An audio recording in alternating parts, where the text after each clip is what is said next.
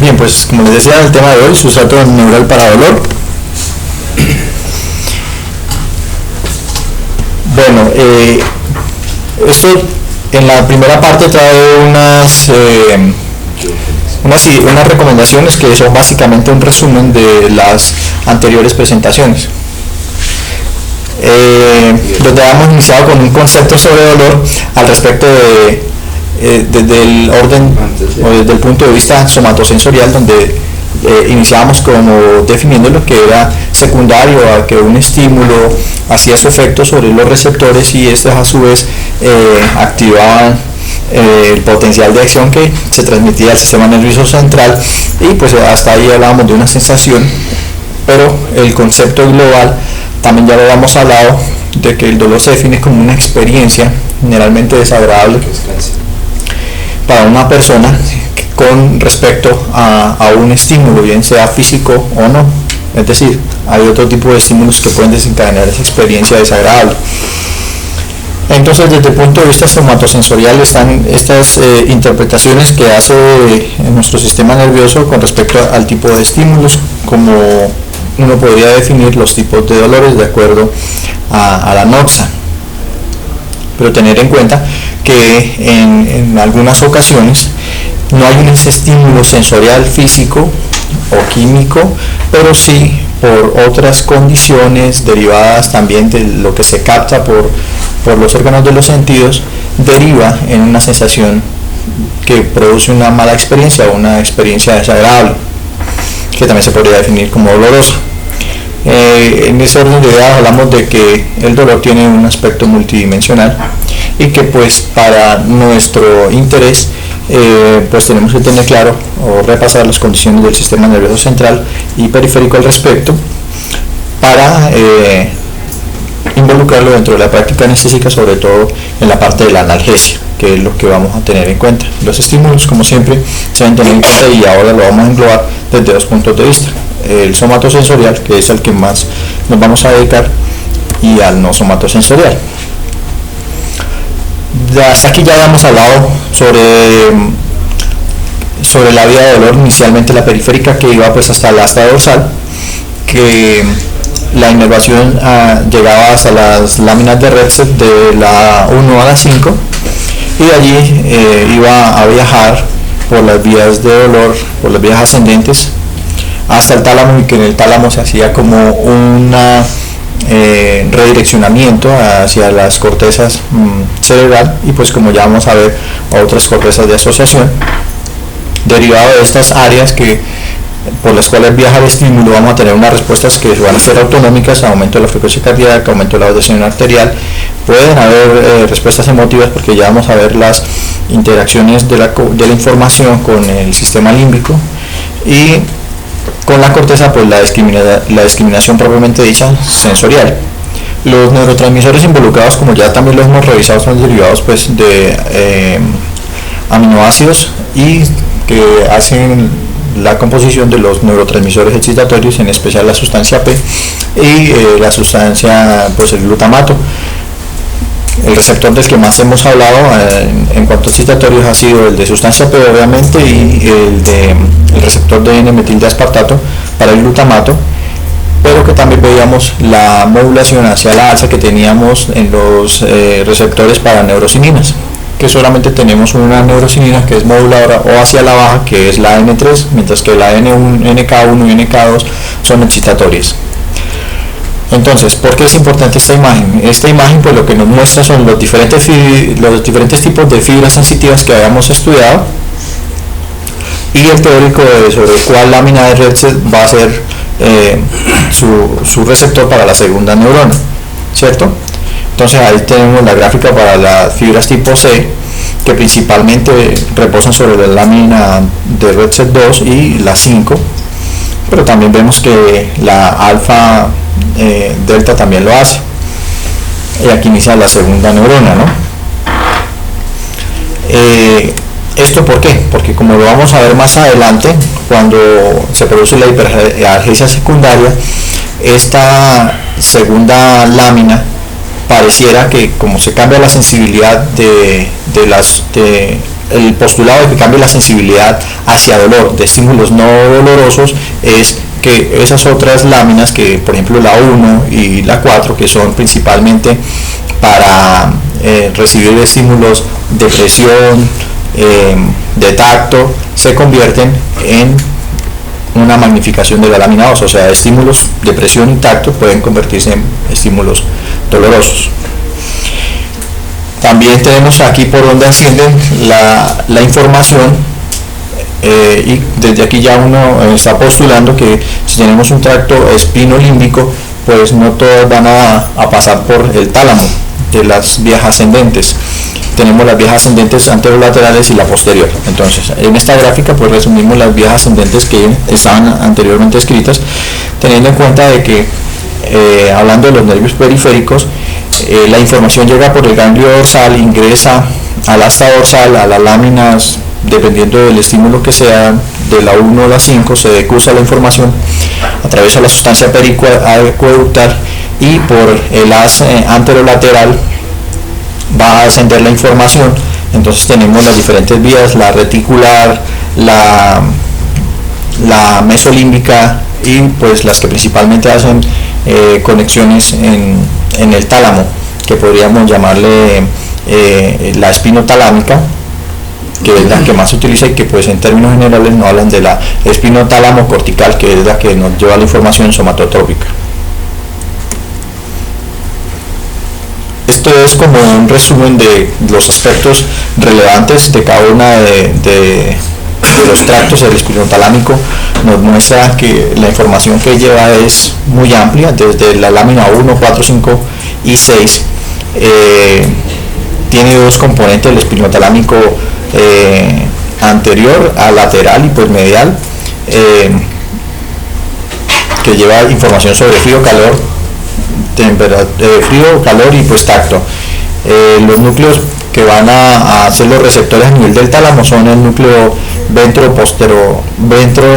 posterior, y a ese nivel pues el posterolateral y el posteromedial. El espino mesencefálico lleva información al respecto de las láminas. La lámina 10, como veían, es la periacueductal, 1, 4, 5 y 10. Esta lleva información sobre todo al giro del cíngulo, a la región anterior del giro del cíngulo, y son las que están en esa estimulación, en la que está generando la respuesta de conductas aversivas. Pues como bien sabemos, el cerebro medio es el que se relaciona con todos los trastornos emocionales y o de respuestas emocionales con respecto a un estímulo.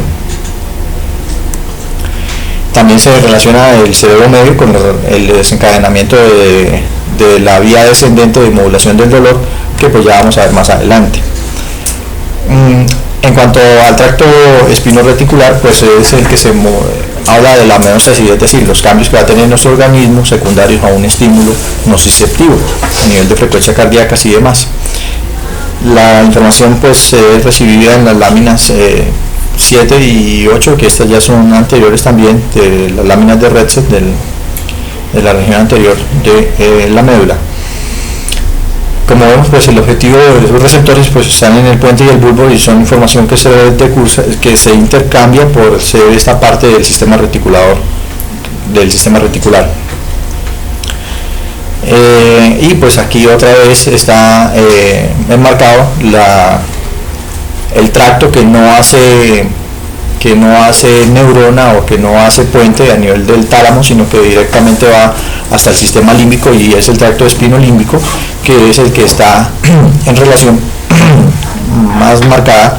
con toda la parte de la emotividad que se tenga derivado de un estímulo. Mencionan estos dos, el estímulo que va directamente al tálamo y este otro que es un estímulo que va a nivel de la amígdala,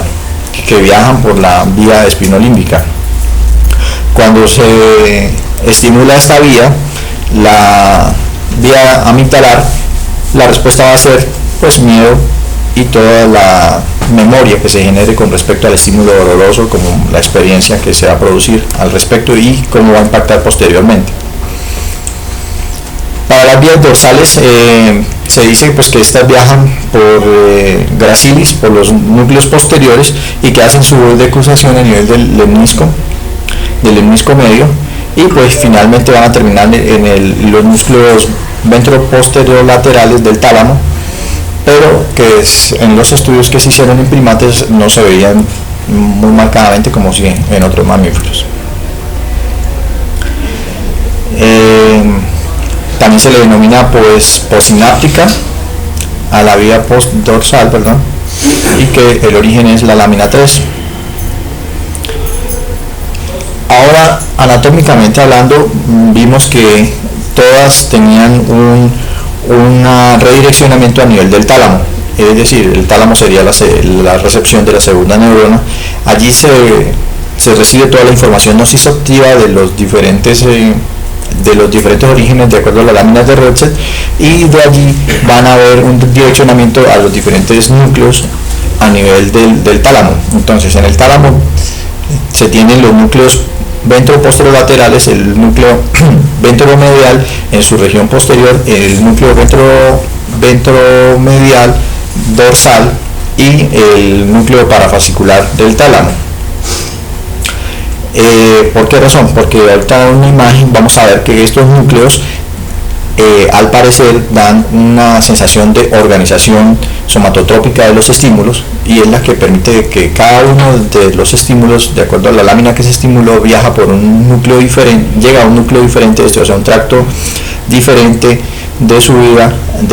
de la información que llega a uno de estos núcleos, y estos núcleos los redireccionan para saber la localización, la modalidad, la intensidad y la efectividad que se relaciona con ese estímulo.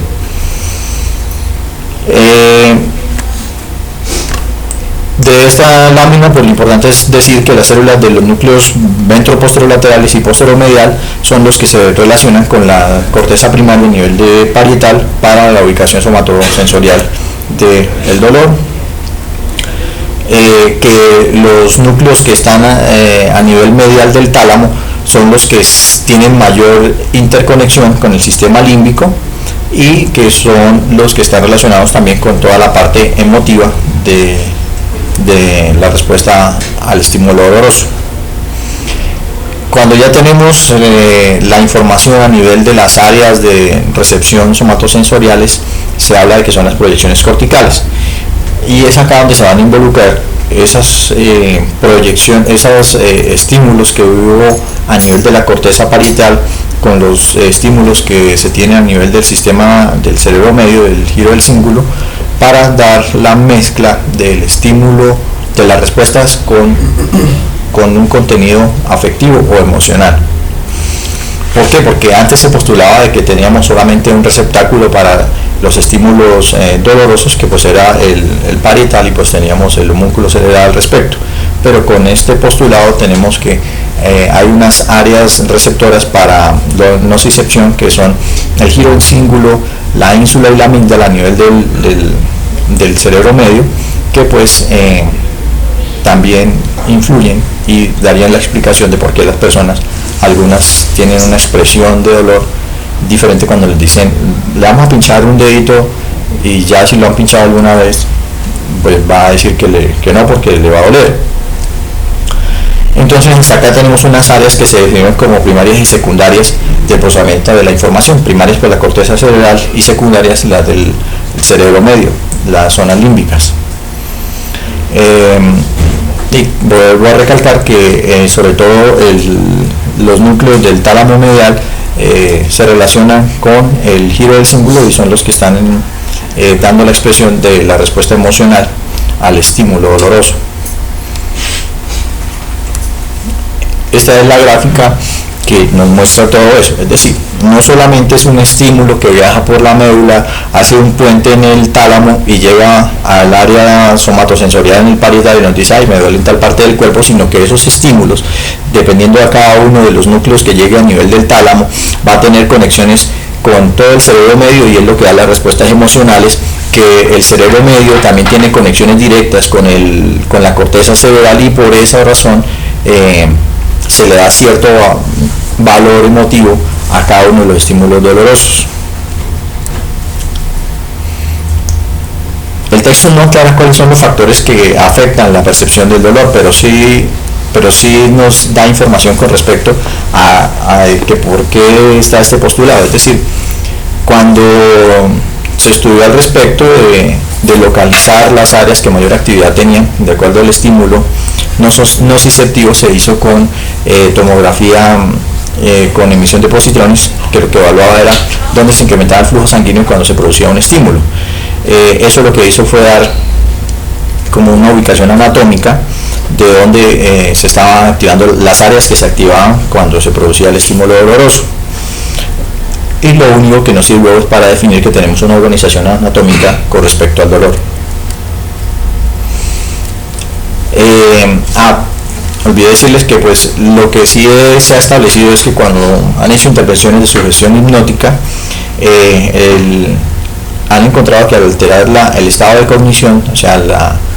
el efecto consciente en cuanto a la percepción del estímulo nociceptivo que se está teniendo, hace que el paciente pues tenga una mayor respuesta en cuanto al dolor, o sea, lo manifieste. Pero si no se da cuenta de que está sufriendo un estímulo nociceptivo, probablemente disminuye esa percepción del dolor. En cuanto a la percepción del dolor, pues hablamos ya de que tenemos una corteza somatosensorial que nos da explicación sobre la intensidad, la calidad y la naturaleza del dolor, pero que se integra con esas otras conexiones a nivel del sistema del cerebro medio, y se llaman las conexiones córtico-corticales, que va a influenciar en la respuesta a un nuevo estímulo basado en experiencias pasadas de cómo le haya ido con respecto a la experiencia dolorosa, y eso genera en la persona algo que se denomina comportamiento organizado frente al dolor. Para modularlo se postulan estas intervenciones a nivel medioambiental, el nivel cognitivo y pues el farmacológico. El texto se enfoca sobre todo en el nivel farmacológico cognitivo, porque pues el medioambiental es algo demasiado general. En cuanto a las modulaciones del dolor, pues vamos a hablar de la modulación de la vía descendente y de la vía ascendente. Bueno, a repasarlas porque ya se habían mencionado. Entonces, ¿dónde inicia la modulación descendente? Pues entonces mejor esta gráfica. La modulación descendente inicia en el cerebro primitivo a nivel del mesencéfalo, donde a nivel de la sustancia gris periacueductal se producen y liberan las endorfinas, las neuroendorfinas, pues, que producen una disminución o un incremento de la liberación de neurotransmisores que disminuyen la actividad eléctrica de las células, como el GABA, y que a nivel ya más descendente, es decir, a nivel medular, tenemos incremento de los receptores para opiáceos y para GABA, lo cual pues facilita que cuando se liberan las endorfinas se module, se incremente la electronegatividad de las células, y así tenemos una modulación de la vía dolorosa. La vía ascendente pues son todas esas estimulaciones que se hacen sobre las aferencias de las células, que pueden ser solapadas. Como habíamos hablado, un estímulo que viaje por axones mielinizados y gruesos son conducidos más rápidamente al cerebro que los que viajan por las células amielínicas o de bajo grosor de sus fibras mielinizadas. Es decir, las que viajan por las fibras alfa, alfa y beta viajan con más rapidez que las del dolor. Entonces, cuando una persona tiene un estímulo táctil o térmico, eso inhibe en teoría, por competencia de la neurotransmisión, el impulso doloroso. Por eso ve que el frío interrumpe la activación del dolor. Entonces, ya para hablar de la modulación cognitiva, se habla de que cuando una persona tiene alterado su estado cognitivo, es decir, qué tan consciente está con respecto a que el estímulo nocivo le va a generar el dolor, la persona más probabilidades tiene de tener una percepción dolorosa que si no está consciente de esto. Se dice que cuando una persona tiene un estrés, produce analgesia, pero es porque su atención está orientada en otra circunstancia diferente a la del estímulo doloroso. Es, por ejemplo, lo que dicen las personas que cuando tienen un susto, que tuvieron que huir de algún lado o salir corriendo, si se cortan la pierna o un brazo, no se dan cuenta sino hasta cuando paran y que ya el ladrón no está detrás y se dan cuenta de que, ay, ahora sí estoy sangrando, ¡ay, me duele! Pero realmente es por eso, porque su atención estaba dirigida. Su atención estaba dirigida en huir del ladrón y no se da cuenta de que le hizo una herida. Ya cuando no tiene el ladrón a la mano, entonces se da cuenta de que realmente tiene una herida, le da la sensación de dolor en ese momento y no antes. Y pues, como se han dado cuenta, mediante la manipulación cognitiva, mediante la hipnosis.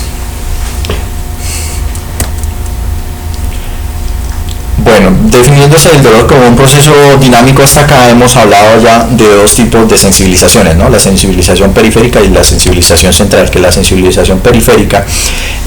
está derivada de todo ese cóctel inflamatorio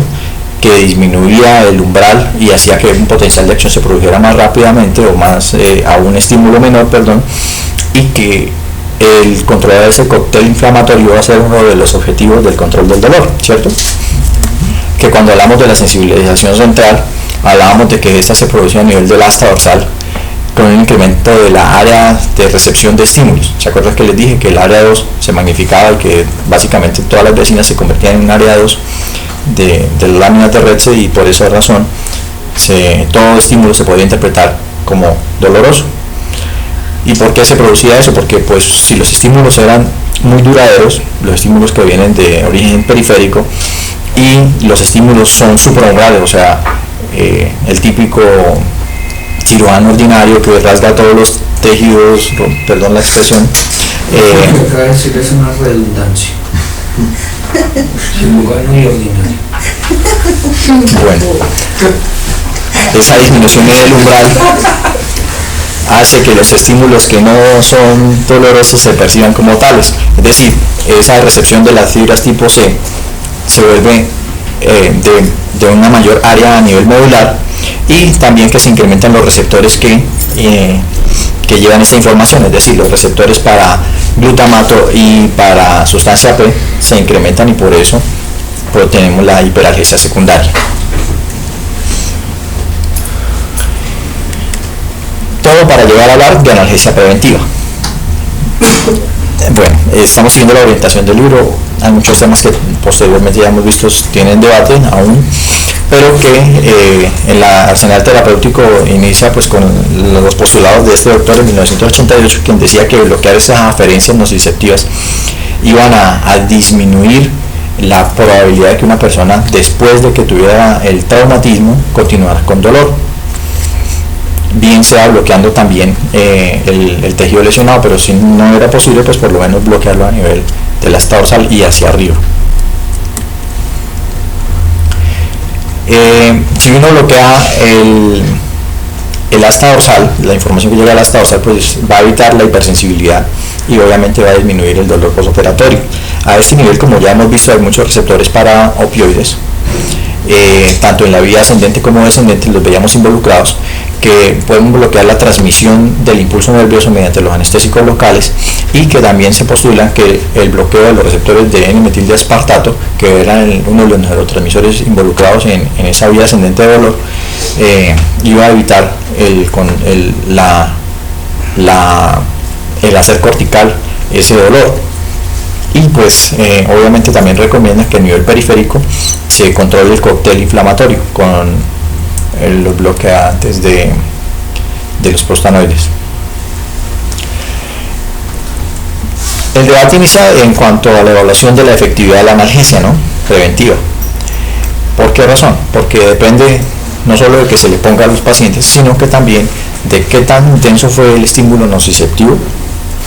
y si hubo nervios lesionados. El tener nervios lesionados, también acordándonos de que si la fibra estaba alterada, iba a facilitar el intercambio eléctrico y pues una fibra que esté seccionada probablemente va a tener más intercambio eléctrico, mayor producción de potenciales de acción y pues mayor producción de dolor periférico.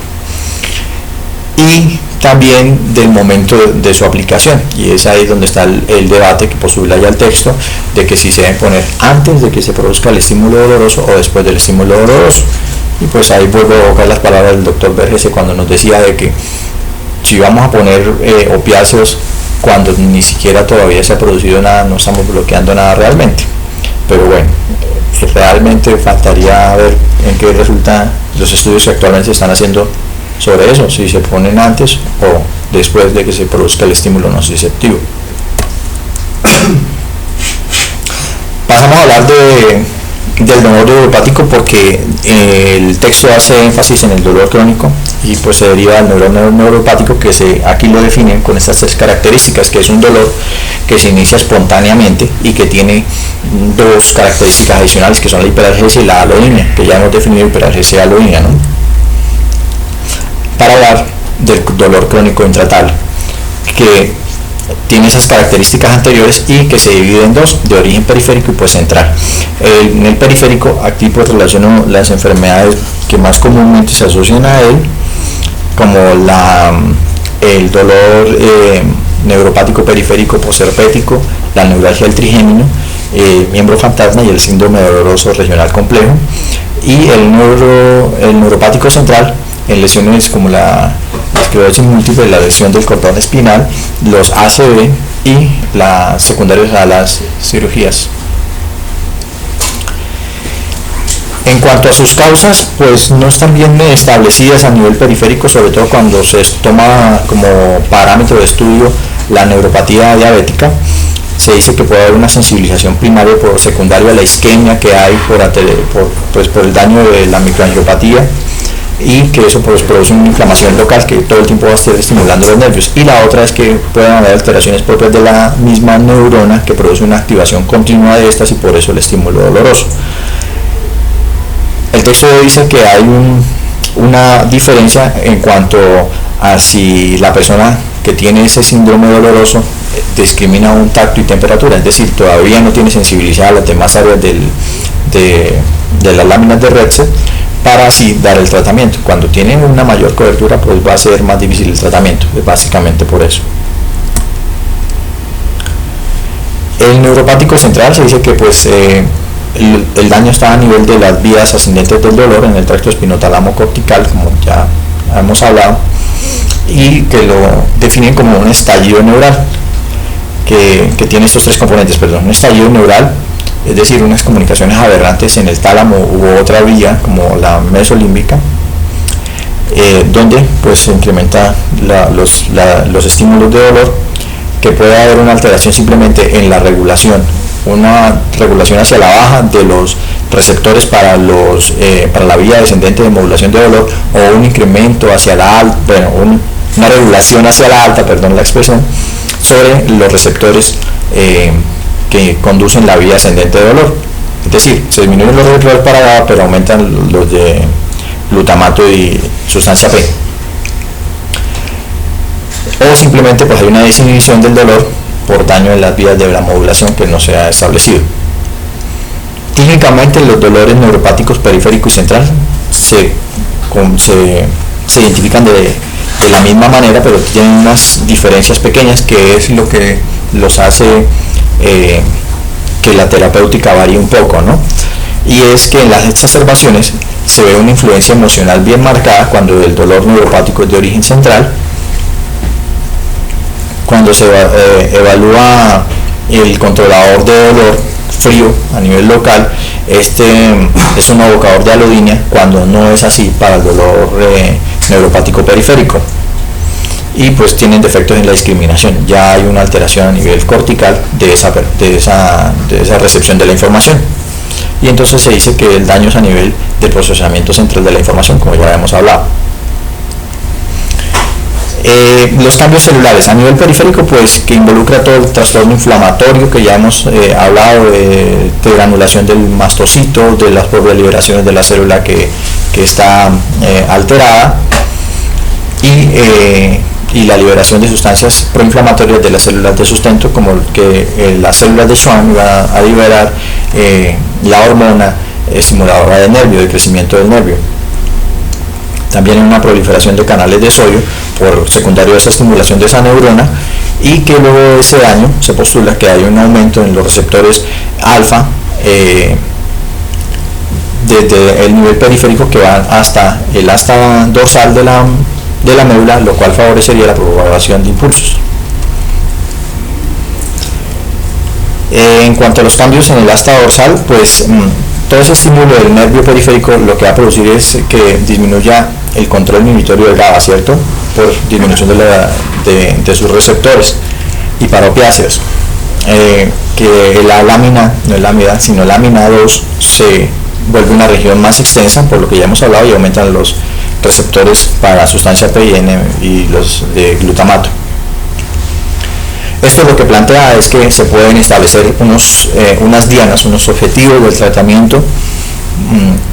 a todos estos niveles. Entonces, todas estas reducciones de dolor también pueden ser objetivos potenciales para el tratamiento farmacológico del dolor. Entonces, tendríamos ahí tratamiento con fármacos que bloquean canales de sodio, que bloquean los receptores de NMDA, los que son GABAérgicos, pero que cuando los han utilizado la eficacia pues ha sido de tan solo el 50%, pues porque esa parte de la emotividad tiene otros contextos más que no se establecen simplemente por la vía del dolor, sino que son todas las conexiones que tiene el cerebro medio y que impactan en la respuesta del paciente. Además de eso está lo que significa para cada uno de nosotros un estímulo doloroso o no. Hasta acá pues queda la revisión del capítulo para consideraciones de estudios, tratamientos al respecto.